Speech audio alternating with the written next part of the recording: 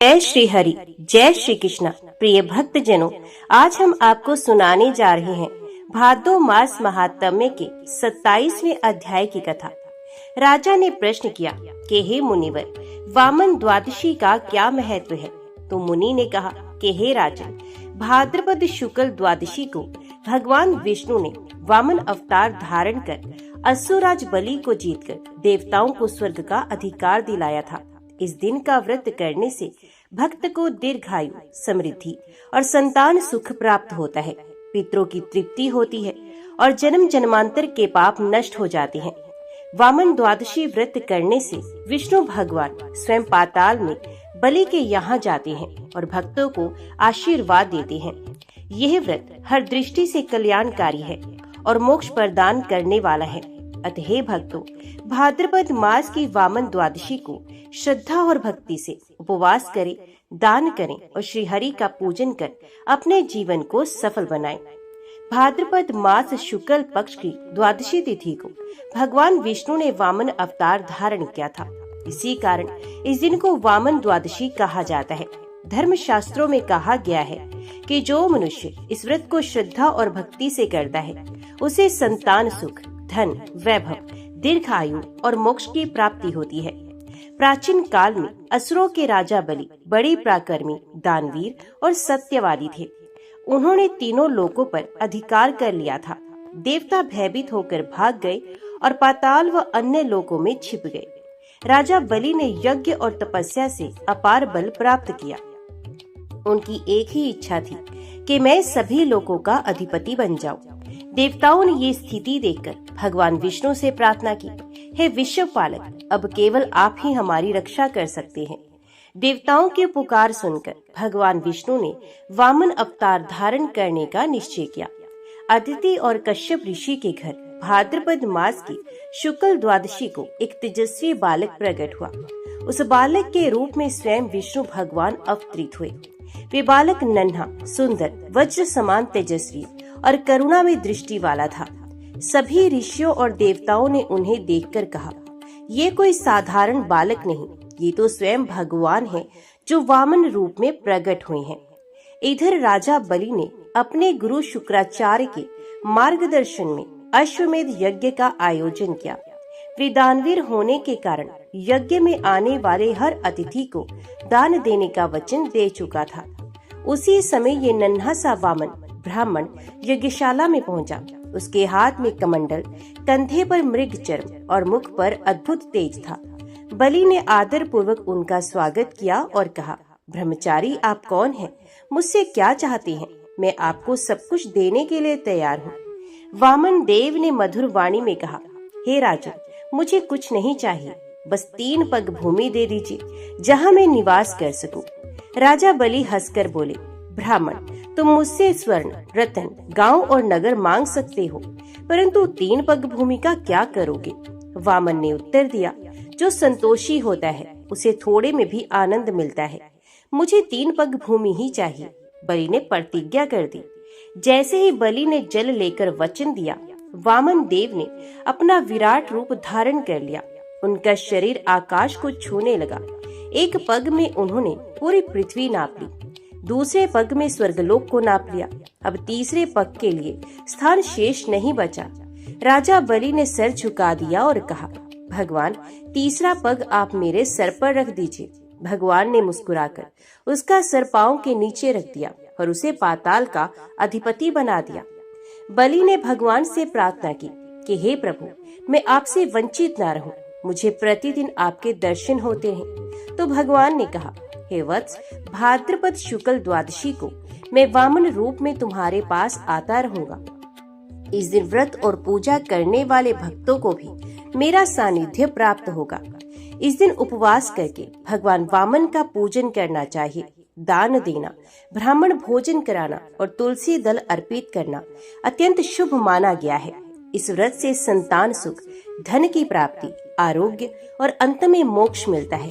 इस प्रकार हमने सुना कि वामन द्वादशी का आरंभ भगवान वामन के दिव्य अवतार और असुराज बलि के दान से जुड़ा है। ये व्रत केवल एक उपवास नहीं, बल्कि समर्पण, दान और भक्ति का प्रतीक है। जब भगवान ने अपने विराट रूप से तीनों लोकों को नापा और बलि का सर तीसरे पग हेतु मांगा, तब बलि ने अत्यंत नम्र होकर कहा, प्रभु, आपने 2 पग में ही समस्त जगत को माप लिया, अब तीसरा पग रखने का स्थान शेष नहीं। मैं अपना सर अर्पित करता हूँ। आप अपने चरणों का तृतीय पग मेरे शीश पर रख दीजिए। भगवान विष्णु बलि के त्याग, दानशीलता और सत्यनिष्ठा से अत्यंत प्रसन्न हुए। उन्होंने कहा, वत्स बलि, यद्यपि तुम असुर कुल के राजा हो, परंतु तुम्हारा दान, वचन पालन और विनम्रता तुम्हें महान बनाती है। अतः मैं तुम्हें पाताल लोक का अधिपति बनाता हूँ और वचन देता हूँ कि मैं प्रतिदिन तुम्हारे यहाँ निवास करूँगा। तभी से वामन द्वादशी का व्रत प्रारंभ हुआ। भाद्रपद शुक्ल द्वादशी को प्रातः काल स्नान करके स्वच्छ वस्त्र धारण करना चाहिए। घर में पवित्र आसन पर भगवान विष्णु के वामन रूप की स्थापना करें। पीताम्बर, कमंडल और छत्र धारण किए हुए वामन भगवान का ध्यान करें। गंगा जल से आचमन करें और संकल्प लें और कहें, मैं आज वामन द्वादशी का व्रत कर भगवान वामन देव की पूजा करूंगा। कलश स्थापना करें और उसके ऊपर नारियल रखें। भगवान वामन को चंदन, पुष्प, धूप, दीप और नैवेद्य अर्पित करें। तुलसी दल चढ़ाना अनिवार्य है। भगवान को पीले फूल और पीले वस्त्र अर्पित करें। इस दिन उपवास करें। यदि संभव हो तो निर्जला व्रत करें। असमर्थ हो तो फलाहार करें। द्वादशी के दिन ब्राह्मण को भोजन कराकर दक्षिणा देकर स्वयं पारण करें। शास्त्रों में वामन द्वादशी व्रत के कई अद्भुत फल बताए गए हैं। ये व्रत करने से मनुष्य को अखंड धन और संतान सुख प्राप्त होता है। रोग, शोक और दरिद्रता का नाश होता है। पितरों की तृप्ति होती है और कुल में शांति आती है। देवताओं की कृपा प्राप्त होती है। मृत्यु के बाद भक्त को वैकुंठ धाम की प्राप्ति होती है। ये द्वादशी केवल एक व्रत नहीं, बल्कि वामन भगवान और बलि महाराज की भक्ति का अद्वितीय संगम है। बलि का दान और भगवान का आशीर्वाद दोनों ही इस दिन को विशेष बनाते हैं। इस दिन से विवाह, यज्ञ, व्रत और अन्य मंगल कार्य भी शुभ माने जाते हैं। इसे जयंती द्वादशी और वामन द्वादशी भी कहा जाता है। कुछ स्थानों पर इसे पद्मा द्वादशी भी कहा जाता है। बलि असुर कुल का राजा होते हुए भी अपनी प्रतिज्ञा पर दृढ़ रहे। गुरु शुक्राचार्य ने उन्हें रोका कि ये कोई साधारण बालक नहीं, ये तो स्वयं विष्णु है जो तुम्हें छलने के लिए आए हैं। किंतु बलि ने उत्तर दिया, यदि ये छल भी है तो भी मैं अपना वचन नहीं तोड़ूंगा। दान देना मेरा धर्म है और मैं अपनी प्रतिज्ञा से पीछे नहीं हट सकता। भगवान ने बलि को देखते हुए कहा, दानवीर बलि, तुम्हारी यश गाथा युगों युगों तक गाई जाएगी। तुम्हारे कारण ही ये द्वादशी व्रत कल्याणकारी हुआ है। आज के समय में भी वामन द्वादशी का व्रत अत्यंत महत्वपूर्ण है। ये हमें त्याग और दान की प्रेरणा देता है। जीवन में संतोष और संयम बनाए रखने का संदेश देता है। ये व्रत घर परिवार में समृद्धि और शांति लाता है। इस प्रकार वामन द्वादशी का व्रत केवल धार्मिक अनुष्ठान ही नहीं, बल्कि मानव जीवन की महान शिक्षाओं से परिपूर्ण है। ये हमें दान, सत्य, त्याग और भक्ति की राह दिखाता है। जो व्यक्ति इस व्रत को श्रद्धा और भक्ति से करता है, वे सांसारिक सुख भोगकर अंत में मोक्ष की प्राप्ति करता है। भगवान विष्णु के प्रत्येक अवतार में विशेष चमत्कार और लीलाएं देखने को मिलती हैं। वामन अवतार की कुछ अद्भुत लीलाएं इस प्रकार वर्णित हैं। जब बलि ने तीनों लोकों पर अधिकार कर लिया था, उस समय देवता भयभीत होकर भटक रहे थे। वामन अवतार ने केवल 3 पग भूमि मांगकर संपूर्ण ब्रह्मांड को पुनः संतुलित कर दिया। ये घटना दिखाती है कि भगवान अपने भक्तों की रक्षा हेतु किसी भी रूप में प्रकट हो सकते हैं। बलि को रोकने के लिए जब शुक्राचार्य ने चेतावनी दी, तब भी बलि अपने वचन से पीछे नहीं हटे।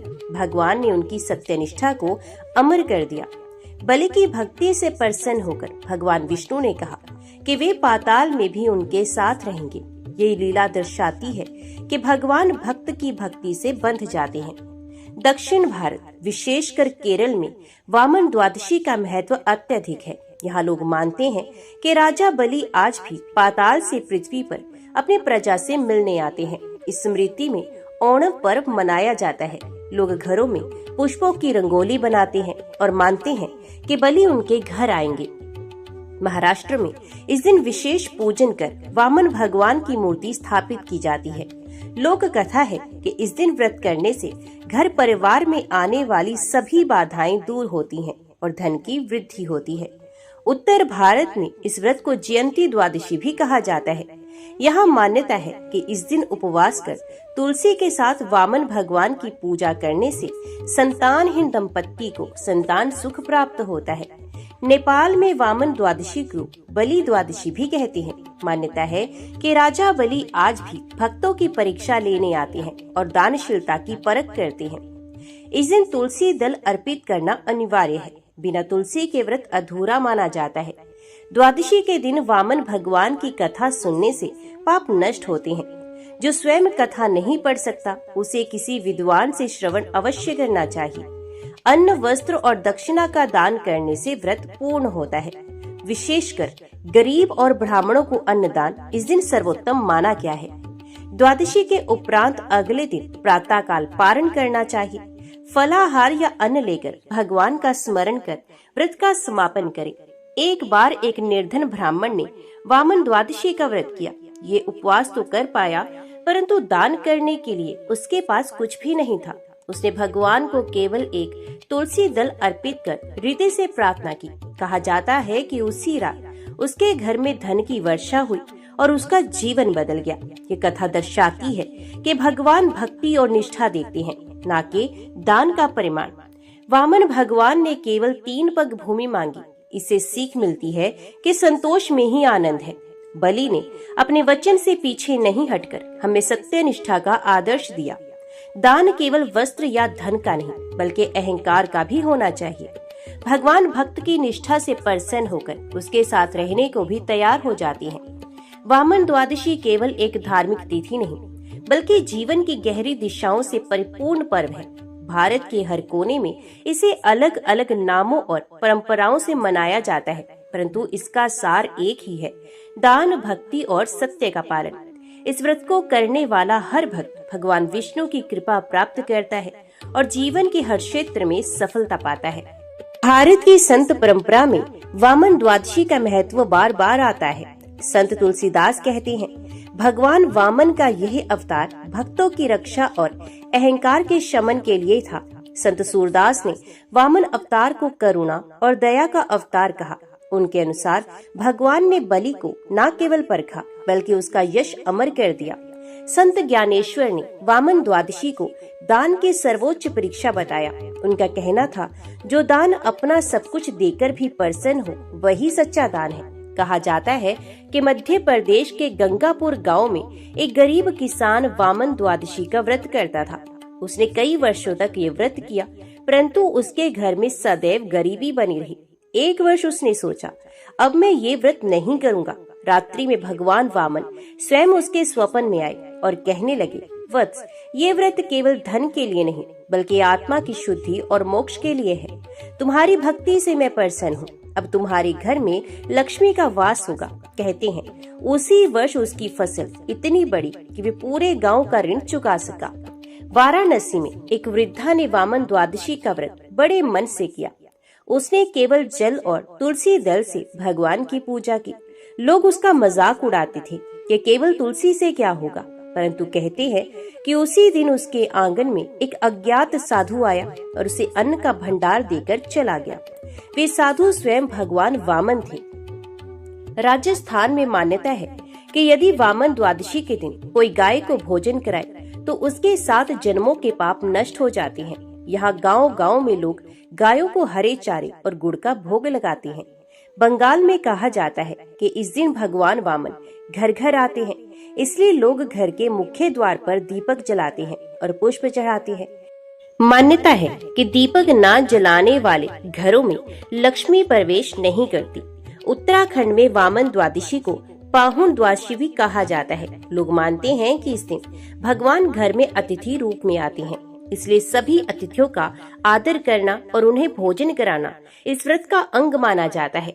संत एकनाथ जी ने वामन द्वादशी के दिन गरीबों में अन्नदान किया तो लोगों ने कहा, गुरुदेव, आपके पास इतना धन नहीं, फिर भी सबको दान क्यों देते हैं?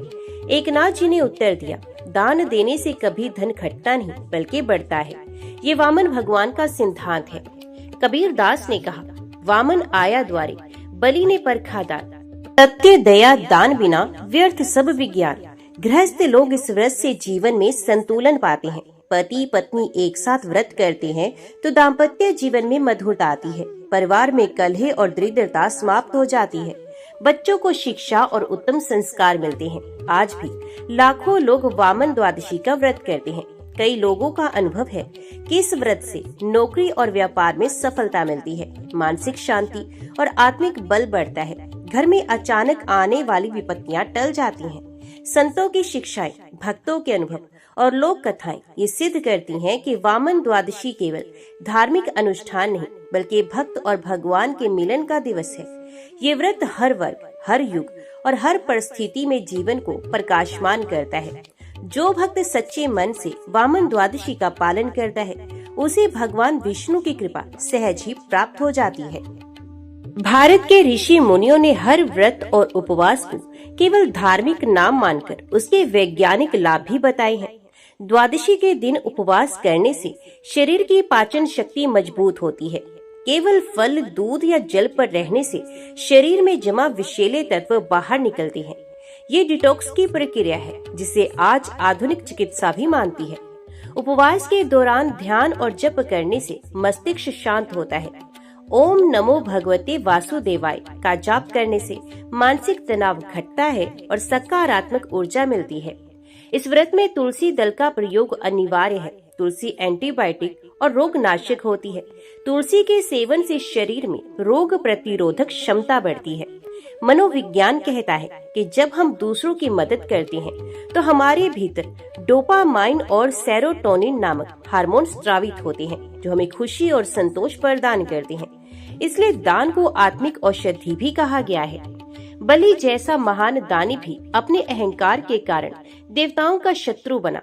वामन भगवान ने उसके अहंकार का नाश कर उसे मोक्ष का मार्ग दिखाया। इसे शिक्षा मिलती है कि अहंकार मनुष्य का सबसे बड़ा शत्रु है। बलि ने गुरु की बात ना मानकर भी अपने वचन का पालन किया। भगवान ने उसे दंड नहीं दिया बल्कि उसका यश अमर कर दिया। इससे शिक्षा मिलती है कि सत्य और वचन पालन धर्म का सर्वोच्च स्वरूप है। दान बिना भक्ति अधूरी है और भक्ति बिना दान निष्फल। वामन द्वादशी इस संगम का संदेश देती है। वामन ने 3 पग में संपूर्ण ब्रह्मांड को नाप लिया। ये दर्शाता है कि ईश्वर सर्वत्र व्याप्त है। इस दिन दान देने से समाज में समानता आती है। अमीर गरीब सभी एक साथ मंदिरों में पूजा करते हैं। लोक कथाओं में कहा गया है कि वामन भगवान भिक्षुक रूप में आते हैं, इसलिए अतिथि को ईश्वर मानकर उसका आदर करना इस दिन का मुख्य संदेश है। इस पर्व में लोग झगड़े भूलकर मिलते हैं और सामूहिक दान पुण्य करते हैं। ये समाज में भाईचारा बढ़ाता है। कहा जाता है कि एक बार नारद मुनि ने भगवान विष्णु से पूछा कि हे प्रभु, आपने बलि को बंधन में डालकर भी उसकी महिमा क्यों बढ़ा दी? भगवान मुस्कुराए और कहने लगे, नारद, बलि का अहंकार तोड़ना आवश्यक था, पर उसकी भक्ति और दानशीलता अमर करना भी उतना ही आवश्यक था। मैं हर युग में ये संदेश देने आता हूँ कि दान, सत्य और भक्ति से ही मनुष्य का जीवन सफल होता है। इसलिए आज भी वामन द्वादशी के दिन लोग बलि और वामन की कथा सुनते हैं और ये व्रत करते हैं। ये व्रत केवल पापों का नाश नहीं करता बल्कि जीवन को नई दिशा भी देता है।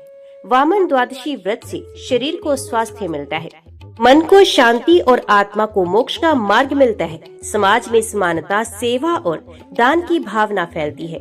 जो भक्त सच्चे मन से इस व्रत को करता है, भगवान विष्णु स्वयं उसके जीवन में प्रवेश करते हैं और उसे सुख, समृद्धि और शांति प्रदान करते हैं। तो सब प्रेम से बोलो, वामन भगवान की जय।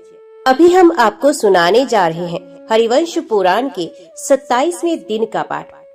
जब नारद मुनि ने इंद्र को श्री कृष्ण का संदेश सुनाया तो इंद्र ने नारद मुनि से कहा, हे देवऋषि, अब बहु सत्यभामा के लिए यहाँ से हार, मणि, चंदन, अगुरु और विचित्र वस्त्र द्वारका को ले जाइए। जो जो वस्त्र मनुष्यों के योग्य है उन्हें श्री कृष्ण जितना चाहे ले सकते हैं, परंतु उन्हें इस समय स्वर्गलोक को लूटकर इसे कंगाल बना देना उचित नहीं। हे मुने, मैं श्री कृष्ण की इच्छा के अनुसार बहुत से रत्न और विचित्र आभूषण दे रहा हूँ, परंतु पारिजात वृक्ष को मैं किसी प्रकार नहीं दूंगा, क्योंकि ये स्वर्गवासियों को बहुत प्रिय है। देवराज इंद्र की बात सुनकर धर्मज्ञों में श्रेष्ठ तथा बातचीत करने की कला जानने वाले धर्मात्मा नारद जी ने ये बात कही। मेरे मन में तुम्हारे प्रति बहुत आदर है, इसलिए मुझे तुम्हारे हित की बात अवश्य बतानी चाहिए। मैं तुम्हारे इस विचार को जानता था, क्योंकि तुमने पहले महादेव जी के मांगने पर भी ये पारिजात वृक्ष उन्हें नहीं दिया था, इसलिए मैंने तुम्हारी ओर से श्री कृष्ण को सब कुछ बताया था। तुमने पारिजात ना देने के विषय में जो कारण बताए हैं, उन्हें भी मैंने संक्षेप से उनको दर्शाया था, परंतु भगवान श्री कृष्ण ने उन्हें स्वीकार नहीं किया। ये मैं तुमसे सच्ची बात बता रहा हूँ। मेरी बात का उत्तर देते हुए कमल नैन श्री कृष्ण कहने लगे कि मैं उपेंद्र हूँ, इंद्र का छोटा भाई हूँ, अत महेंद्र को सदा ही मेरा लाड़ प्यार करना चाहिए। वृत्तासुर विनाशन देव, मैंने बारंबार उन्हें कारण दिखाए, परंतु उनका विचार नहीं बदला। इंद्र, मेरी बात के अंत में पुरुष श्रेष्ठ भगवान मधुसूदन ने कुछ रुष्ट से होकर उत्तर देते हुए कहा, मुने आपका कल्याण हो। यदि समस्त देवता, गंधर्व, राक्षस, असुर, यक्ष और नाग भी उदित होकर आ जाए तो वे मेरी प्रतिज्ञा को नष्ट करने में समर्थ नहीं हो सकते। यदि आपके याचना करने पर अमरेश्वर इंद्र पारिजात नहीं देंगे तो मैं उनके उस वक्ष स्थल पर जहाँ का अनुलेपन शची के आलिंगन से मिट गया है, अपनी गदा का प्रहार करूंगा। महेंद्र, तुम्हारे भाई उपेंद्र का यही अंतिम निश्चय है। अब यहाँ तुम जो न्यायोचित कार्य समझो उसका विचार करके वही करो। देवेश्वर, मैं तुम्हें तत्व और हित की बात बताता हूँ, सुनो। मुझे पारिजात का द्वारका में ले जाया जाना ही ठीक जचता है। जब नारद जी ने इस प्रकार सुस्पष्ट बात कह दी, तब बलासुर का विनाश करने वाले सहस्त्र नेत्रधारी इंद्र रोष के आवेश में आकर बोले, तपोधन, यदि श्री कृष्ण अपने निरपराध एवं ज्येष्ठ सहोदर भाई के प्रति ऐसा अनुचित बर्ताव करने के लिए उदित हैं, तो अब क्या किया जा सकता है। नारद, श्री कृष्ण ने पहले भी मेरे प्रतिकूल बहुत से कार्य किए हैं, परंतु ये मेरा छोटा भाई है, ऐसा समझकर मैंने सदा उन बातों को सहन किया है। पहले की बात है, ये खांडव वन में अर्जुन का रथ हाँक रहे थे। उस समय उस वन में लगी हुई प्रचंड आग को बुझाने के लिए मैंने जो मेघ नियुक्त किए थे, मेरे उन सभी मेघों का इन्होंने निवारण कर दिया था। इसी तरह गोवर्धन पर्वत को धारण करके इन्होंने मेरा अप्रिय किया था। जब वृत्तासुर के वध का अवसर प्राप्त हुआ, उस समय मैंने इनसे सहायता के लिए प्रार्थना की थी, परंतु इन्होंने ये कहकर मुझे कोरा जवाब दे दिया था कि मैं तो समस्त प्राणियों के लिए सम हूँ, मेरा किसी से राग या द्वेष नहीं है। तब मैंने अपने ही बाहुबल का आश्रय लेकर वृत्तासुर का वध किया था। मुने नारद, जब जब देवासुर संग्राम के अवसर आते हैं, तब तब विष्णु अपनी इच्छा से ही युद्ध करते हैं। जी में आया तो करते हैं, नहीं तो चल देते हैं। ये बात आपको अच्छी तरह ज्ञात है। इस विषय में बहुत कहने से क्या लाभ, बात बढ़ाने से कुछ होने जाने वाला नहीं है। यदि प्रारब्धवश युद्ध ही होना है तो हो, परंतु नारद जी, आप मेरी ओर से इस बात के साक्षी हैं कि हम लोगों को अपने भाई से कलह करना अभिष्ट नहीं। यदि केशव मेरी छाती में गदा मारने को ही उदित हैं, तो पुलोम कुमारी शची का नाम उल्लेख करके ऐसी बात कहने में यहाँ कौन सा लाभ दिखाई देता है। मेरे बुद्धिमान पिता भगवान कश्यप मेरी माता अदिति के साथ क्षीर सागर में जलवास करने के लिए गए हैं। वे दोनों मेरे प्रति ऐसी बात कह सकते थे, क्योंकि माता पिता को ये अधिकार है कि वे पुत्र को राह पर लाने के लिए उसे ताड़ न दे। परंतु मेरे भाई श्री कृष्ण अजितात्मा है, अपने मन पर काबू नहीं पा सके हैं, साथ ही रजोगुण और तमोगुण से घिरे हुए हैं। अतः कामवश एक स्त्री के कहने मात्र से मुझ अपने गुरुजन के प्रति उन्होंने ऐसी बात कह डाली। ये प्रवर स्त्रियों को सर्वथा धिक्कार है तथा उस राजसभा को भी धिक्कार है जहाँ स्त्री के वशीभूत हुए श्री कृष्ण ने मुझ पर इस प्रकार आक्षेप किया है। महामुने, महर्षि कश्यप के कुल में अब तक कोई निंदनीय बात नहीं देखी गई है, तथा जहाँ मेरी माता का जन्म हुआ है उस दक्ष कुल में भी ऐसी कोई बात देखने में नहीं आई। नारद, काम और राग से आक्रांत हुए श्री कृष्ण ने ना तो मेरे बड़प्पन का आदर किया, ना मेरे देवराज पद का ही सम्मान किया। पूर्व काल में ब्रह्मा जी ने ऐसा कहा था कि सदाचारी और ज्ञान संपन्न भाई हजारों स्त्री और पुत्रों से बढ़कर है। मेरी माता तथा मेरे पिता प्रजापति कश्यप ने मुझसे कहा था कि भाई के समान दूसरा कोई बंधु नहीं, क्योंकि वे स्वाभाविक बंधु हैं और दूसरे लोग भोजन आदि देकर बनाए हुए। मेरे पिता कश्यप ने सहोदर भाई में विशेष बंधुत्व बताया है। यद्यपि दानव ही हमारे भाई ही हैं, तथापि वे घमंडी और पापपूर्ण विचार रखने वाले हो गए हैं, इसलिए मैं उनका विरोध करता हूँ। विप्रवर, जो बात अपनी प्रशंसा से युक्त हो उसे स्वयं ही नहीं कहना चाहिए, इसमें संशय नहीं है। तथापि इस समय यहाँ मेरे द्वारा जो बात कही जाती है उसके कहने का अवसर आ गया है। मुनिश्रेष्ठ महामती, पूर्व काल में दक्ष यज्ञ विध्वंस के समय जब भगवान शंकर के धनुर्धर पार्षदों ने वरदान के प्रभाव से देवताओं के धनुषों की प्रत्यंचा काट डाली और यज्ञ रूपी विष्णु का सर काट लिया गया था, उस समय मैंने ही उनके धड़ को धारण किया था तथा रुद्र के तेज से कटे हुए उनके सर को यत्न पूर्वक धड़ से जोड़ा था। नारद जी, जब उनका मस्तक जुड़ गया तब वे अच्युत स्वरूप केशव उन्हें धनुष चढ़ाकर उसे बड़े घमंड के साथ ये कहते हुए खड़े हो गए कि मैं इन देवताओं में सबसे बढ़कर हूँ। मुने ऋषि श्रेष्ठ, मैंने उस समय ये सोचकर कि यदि मैं नहीं बचाता तो मेरे माता पिता मुझे क्या कहेंगे, बड़े स्नेह के साथ विष्णु के शरीर को थाम लिया था। नारद मुनि, वर्षा ऋतु में जो सत्कर्म या पूजन किया जाता है उस पर मुझ इंद्र का ही आधिपत्य है, क्योंकि उस समय श्री विष्णु शयन करते हैं। उस इंद्र भाग को ही वैष्णव भाग बनाकर मैंने इन्हें अर्पित किया है। इस प्रकार मैं अपने छोटे भाई कृष्ण को सदा प्रेम पूर्ण दृष्टि से ही देखता हूँ। तपोधन, संग्राम के अवसरों पर यदि कृष्ण मेरे विरोध में खड़े हों तो पहले उन्हीं को मुझ पर प्रहार करना चाहिए, अन्यत्र युद्ध में मैं अवश्य ही पहले प्रहार करता हूँ, क्योंकि मैं राजा हूँ। पाप रहित धर्मज्ञ नारद जी, सभी अवतारों के समय मुझ में भक्ति रखने वाले केशव की मैं अपने शरीर के समान यत्न पूर्वक रक्षा करता आया हूँ। मुने, विष्णु ने मेरे इस भवन स्वर्गलोक की मर्यादा भंग करके सब लोकों से ऊपर ऊपर अपने भवन वैकुंठ धाम को प्रतिष्ठित किया और उसे अन्य लोकों से बढ़कर महत्व दिया। मुने, वह अपमान मैंने पीछे कर दिया, भुला दिया। बड़े भाई का जो गौरव है उस पर ध्यान देकर मैंने सदा यही सोचा है कि ये बालक है, अतः मेरे द्वारा लाड़ प्यार पाने के योग्य है। नारद जी, श्री कृष्ण के विषय में मेरा सदा यही भाव रहा है कि ये बालक है, मेरा छोटा भाई है, अतः मेरे द्वारा पुत्र के समान लाड़ प्यार करने के योग्य है। किंतु उनके विषय में मेरे माता पिता ने भी अपना यही विचार व्यक्त किया है कि गोविंद मानी है। वहाँ मनुष्य लोक के लोगों को श्री कृष्ण विशेष प्रिय है और हम लोग उनके द्वेष के पात्र हो गए हैं, इसमें कोई संदेह नहीं। इसका कारण यही है कि श्री कृष्ण का उन मनुष्यों के प्रति स्नेह बढ़ता जा रहा है। अब तक जो मेरा ये ख्याल था कि केशव सर्वज्ञ, बलवान, शूरवीर, सुपात्र और दूसरों को मान देने वाले हैं, ये सब निष्फल हो गया। नारद जी, जाइए और मेरे शब्दों में श्री कृष्ण से कह दीजिए कि मैं शत्रु के आवाहन करने या ललकारने पर युद्ध से पीछे नहीं हट सकता। पत्नी के वश में रहने वाले श्री कृष्ण, यदि तुम मुझ पर गदा का प्रहार करना चाहते हो तो आ जाओ। तुम जो चाहते हो तुम्हारे उस प्रहार को सहन किया जाएगा। जैसी तुम्हारी इच्छा है उसके अनुसार पहले तुम ही प्रहार करो। जनार्दन, तुम गरुड़ पर चढ़कर सुदृढ़ होकर मेरे ऊपर सुदर्शन चक्र, शारंग धनुष, कौमोद की गदा और नंदक नामक खड़ग के द्वारा प्रहार करो। केशव, यदि भातृ स्नेह मुझे व्याकुल नहीं कर देगा तो तुम्हारे प्रहार करने पर मैं भी यथाशक्ति तुम पर प्रहार करूंगा। अहो, ऐसी परिस्थिति को धिक्कार है।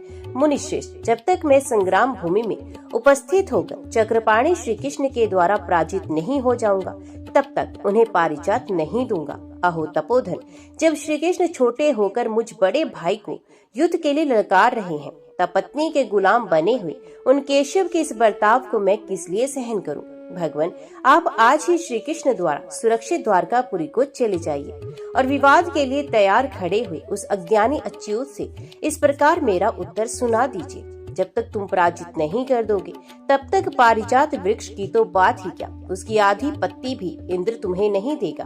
तपोधन, मेरी इस बात को याद रखते हुए आपको मधुसूदन श्री कृष्ण से इन्हीं शब्दों में ये बात कहनी चाहिए। भगवान, आपको मेरा प्रिय करने के लिए अच्युत से पुनः निशंक होकर ये बात कह देनी चाहिए कि माया, छल कपट के द्वारा पारिजात वृक्ष का अपहरण करना तुम्हारे लिए उचित नहीं। विशुद्ध युद्ध ही होना चाहिए। कुटिलता पूर्वक बर्ताव को धिक्कार है। देवराज इंद्र का ये वचन सुनकर वक्ताओं में श्रेष्ठ नारद जी ने एकांत में उनसे इस प्रकार कहा, देवेश्वर, अवश्य ही राजाओं से वे ही बात कहनी चाहिए जो उन्हें प्रिय लगे, इसमें संशय नहीं। तथापि जिसका अवसर प्राप्त हुआ हो ऐसा हितकारक वचन तो अप्रिय होने पर भी उनसे कह देना ही उचित है। जो उत्तम लोक गति के तत्व का ज्ञाता है और नीति के विज्ञान में भी कुशल है। ऐसा पुरुष बिना कहे सुने कहीं अगुआ ना बने। ये बुद्धिमान पुरुषों का कथन है। कर्तव्य की समस्या खड़ी होने पर प्राय तुम मुझसे पूछते और सलाह लेते हो, इसलिए इस समय भी मैं तुमसे कुछ कहूँगा। यदि अच्छा लगे तो इसे काम में लाना। जो राजा की पराजय नहीं चाहता और किस बात में उसका हित है ये अच्छी तरह जानता है, ऐसे सुहृद को बिना कहे भी न्याय संगत और समयोचित हित कर वचन अवश्य कहना चाहिए। सत्पुरुषों को उचित है कि वे सर्वथा हित की ही बात बताए, भले ही वे सुनने में अप्रिय हो। यही स्नेह से उऋण होने का उपाय है, जिसका श्रेष्ठ पुरुषों ने ही प्राचीन काल से आदर किया है। जो असत्यवादी, धर्म मर्यादा को भंग करने वाले, किसी का उपदेश सुनने की इच्छा ना रखने वाले और सबके अप्रिय द्वेष पात्र हैं, ऐसे लोगों से ना तो प्रिय बात कहनी चाहिए और ना हित की ही। ऐसा कहकर सत्पुरुषों ने इन सबकी निंदा की है। श्रोताओं में श्रेष्ठ सर्वज्ञ देव, मुझे तुमको सर्वथा हित की बात बतानी है। सुनो और सुनकर मेरे कल्याणकारी वचन का पालन करो। बलासुर का विनाश करने वाले देव, भाइयों तथा सुहृदों में यदि परस्पर भेद वैर भाव हो जाए तो वह शत्रु को आनंद देने वाला होता है, इसमें संशय नहीं। बुद्धिमानों में श्रेष्ठ सुरेश्वर अपने कल्याण से संबंध रखने वाले कार्य को जानना चाहिए तथा जो इसके विपरीत हो उसको भी सदा समझ लेना चाहिए। समझ लेने के बाद जो कार्य आरंभ करने पर पीछे संताप देने वाले हो, ऐसे कार्य को विद्वान पुरुष कदापि आरंभ न करें। यही बुद्धिमानों की नीति है। देव, मैं इस कार्य का परिणाम अच्छा नहीं देखता। इसमें जो कारण है उसे ध्यान देकर सुनो। जो अकेले ही कार्यभूत जगत और उसके कारणभूत प्रधान के भी अधिष्ठाता संचालक है, वे श्री हरि ही श्री कृष्ण है, जिन्हें समस्त विद्वान प्रकृति से परे विराजमान क्षेत्रज्ञ के रूप में जानते हैं। उस अव्यक्त प्रकृति के जो व्यक्त भाग महतत्व या समिष्टि बुद्धि के अभिमान चेतन ब्रह्मा है, वे ही समस्त संसार की उत्पत्ति के कारण है। उनके तथा संपूर्ण चेतन जीव मात्र के आत्मा वे परम देव श्री विष्णु ही है। उमा देवी प्रकृति का मुख्य भाग व्यक्त जगत स्वरूप है, अतः सर्व में व्यक्त विश्व स्त्री संगित संपूर्ण भोग्य वस्तु रूप है, जो चेतन मात्र को तृप्त करने वाला है। रुक्मणी आदि स्त्रियां भी प्रकृति का मुख्य गुण मुख्य भाग अर्थात व्यक्त रूप है। अविनाशिनी प्रकृति उमा देवी है, जो गुण रूपा है, और उनसे युक्त गुणी पुरुष भगवान महेश्वर है। देवश्रेष्ठ इसी प्रकार लक्ष्मी या रुक्मणी गुणमयी अविनाशिनी प्रकृति है और विष्णु या श्री कृष्ण गुणी पुरुष है।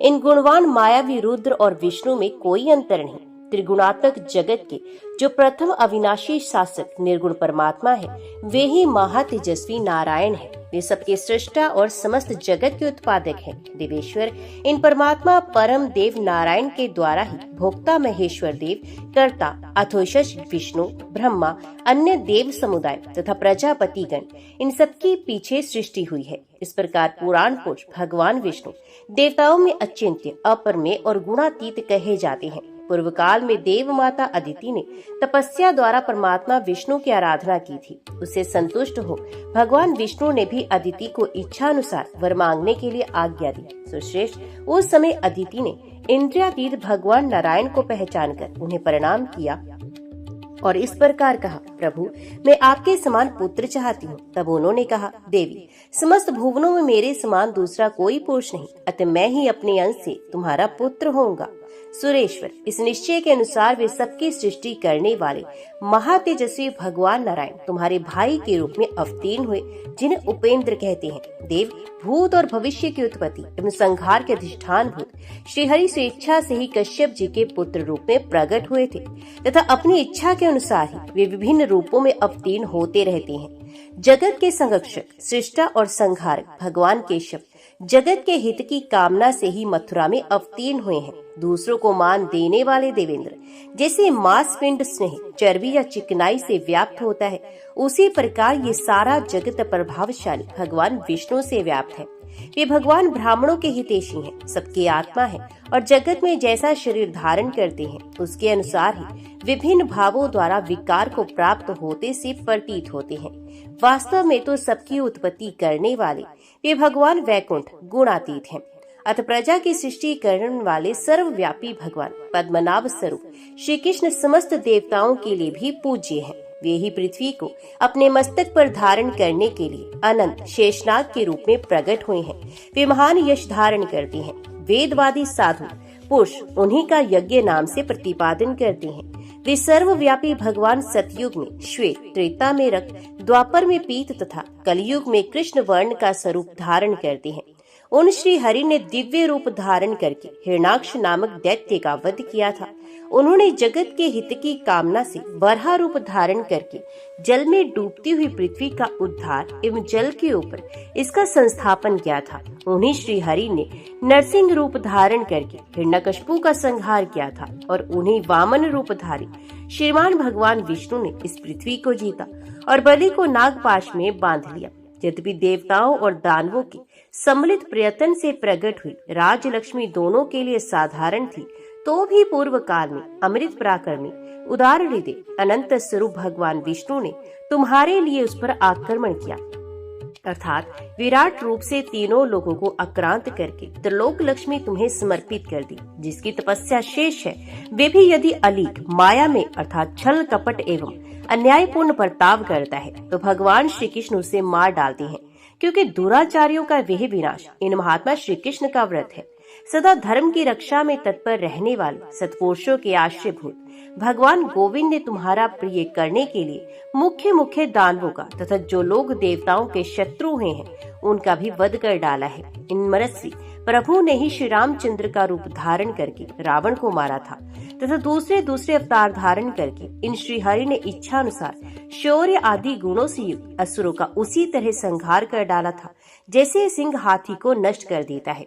समस्त भूतों में जो उत्तम है उनसे भी उत्तम वे जगदीश्वर उपेंद्र इस समय भी जगत के हित के लिए मनुष्य के रूप में निवास करते हैं। जैसे तिनकों में प्रज्वलित हुई अग्नि फैल रही हो, उसी प्रकार मैंने पूर्व काल में दैत्य समूहों के बीच श्रीहरि को जटा, काला, मृगचर एवं पलाश दंड धारण किए वामन ब्रह्मचारी के रूप में विचरते देखा है। जब सारा संसार दानव रूपी एकार्णव में मगन था, उस समय भी जगत के हित की कामना से इस विश्व को दानवहीन करते हुए श्री गोविंद का मैंने दर्शन किया था। अमर श्रेष्ठ, मैं झूठ नहीं बोलता हूँ।